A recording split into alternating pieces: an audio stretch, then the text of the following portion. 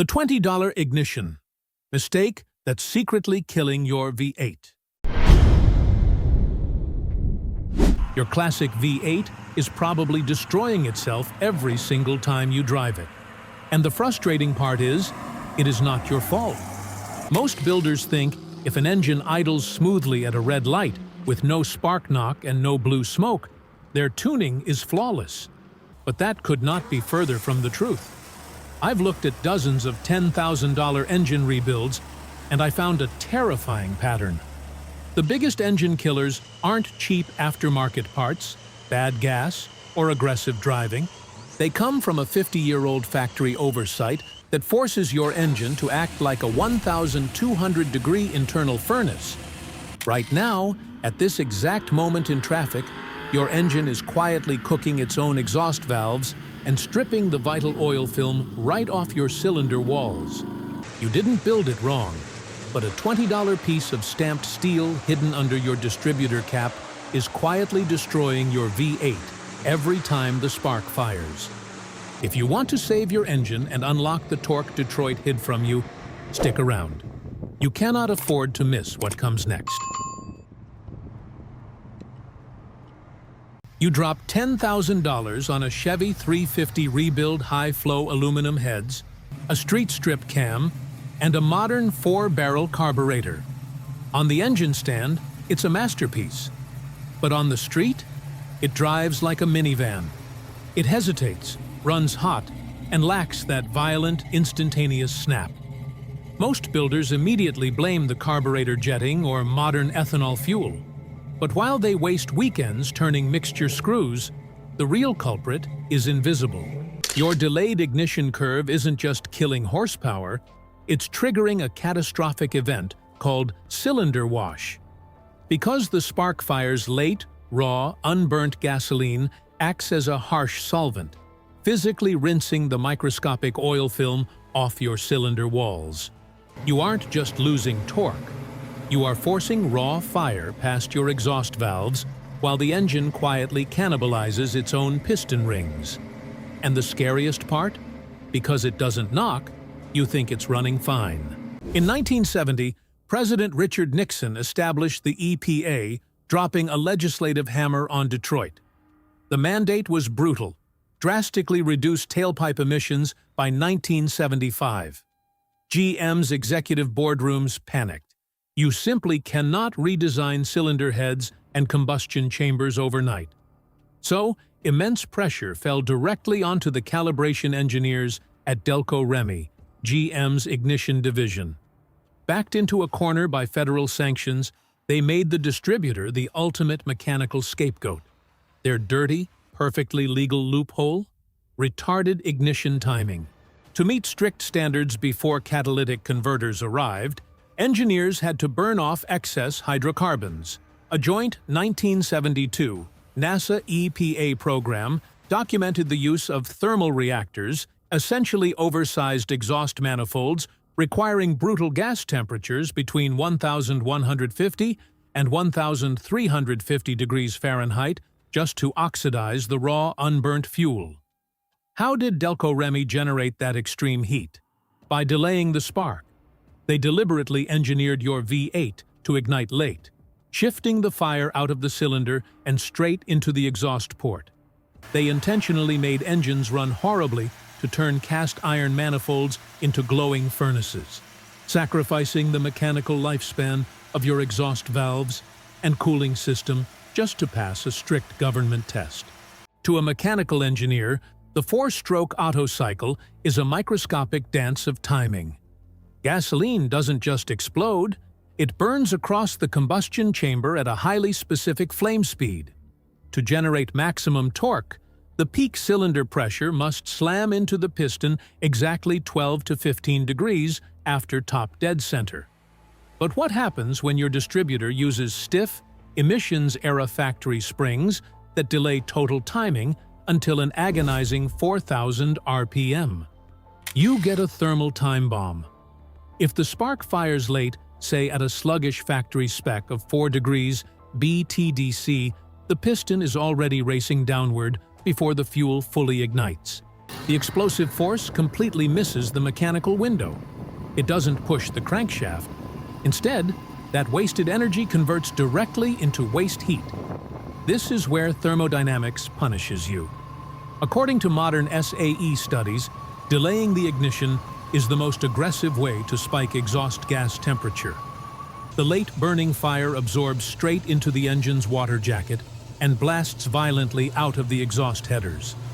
A properly timed 1966 engine idles with an EGT around 850 degrees Fahrenheit. By contrast, a smog-era 1972 V8, running retarded timing, easily sees EGTS glowing at 1,200 degrees. That 350-degree difference doesn't just vanish. It heat-soaks your cast iron block and boils your coolant in traffic. That smooth idle you hear isn't the sound of a healthy engine.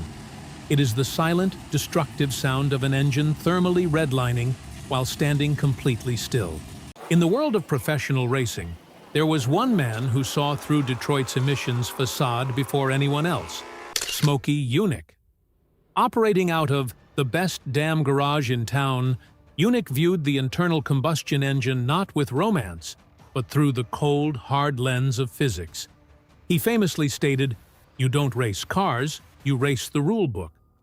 While street drivers were unknowingly cooking their engines, Smokey and the old guard drag racers realized that factory ignition timing wasn't just a political compromise, it was a death sentence for performance. The mechanical advance mechanism in a factory 1972 distributor relied on stiff, heavy springs. These springs acted as internal governors, fighting against centrifugal force and preventing the distributor weights from fully advancing the spark until an agonizing 4,000 revolutions per minute or higher. That meant when a driver buried the throttle at a critical 2,500 revolutions per minute, the engine was fundamentally operating on a castrated smog timing curve. The rebellion didn't require exotic, expensive modifications.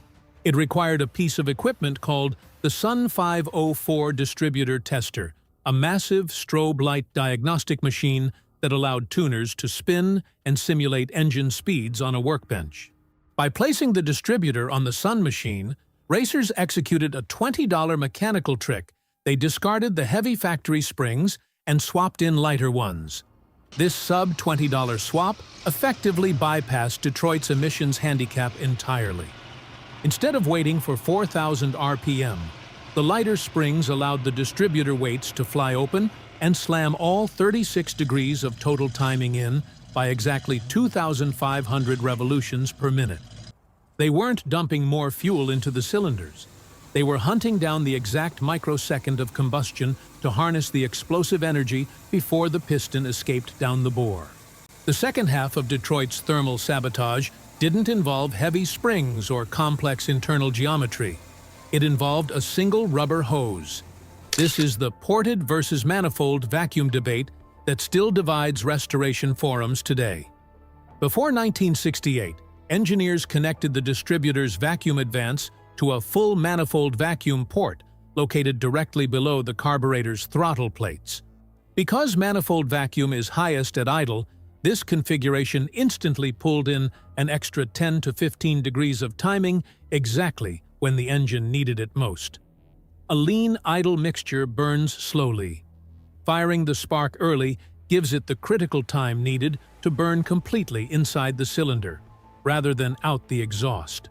But to pass the new federal emissions tests, Detroit simply unplugged that hose and moved it exactly 1 inch higher to a ported vacuum source situated above the throttle plates. Because the throttle plates are closed at idle, a ported nipple sees absolutely zero vacuum. The vacuum advance canister sits dead, forcing the engine to idle at a pathetic base timing of 4 to 6 degrees. The factory engineers knew this was dangerously hot. GM's early 70s transmission-controlled spark system used ported vacuum as the default, but explicitly included a thermal switch to override the system and dump manifold vacuum back to the distributor if the engine exceeded 232 degrees Fahrenheit. They literally built an emergency exit for their own thermal sabotage. Old-school mechanics didn't buy aftermarket cooling fans to fix this. They performed a 1-inch mechanical rebellion. By rerouting that single rubber hose back to a full manifold vacuum port, you instantly add those 10 to 15 degrees of timing back at idle. The payoff is immediate engine coolant temperatures plunge by up to 20 degrees Fahrenheit, and the lazy off-idle hesitation is permanently cured. You are literally undoing a 50-year-old political compromise with a piece of vacuum line. Let's look at the irrefutable data on a standard 1972 Chevrolet 350 V8. Under factory specifications, base timing is choked at exactly 6 degrees BTDC.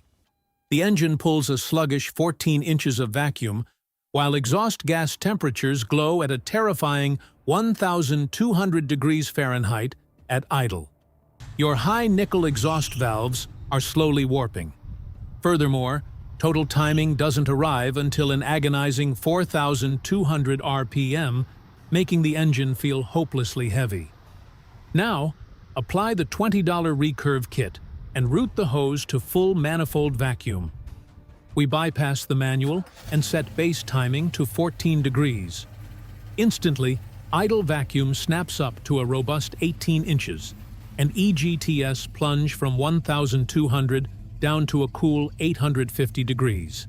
The real mechanical miracle happens on the torque curve. By slamming all 36 degrees of total timing in by 2,600 RPM, you instantly reclaim over 30 pound-feet of torque right where you drive at 2,500 revolutions per minute. The tension is undeniable. This isn't about gaining 15 horsepower for a drag race. If you religiously stick to the factory manual, you are actively driving a dying engine. That manual wasn't written for the mechanical survival of your V8. It was written for a lawyer in an EPA hearing.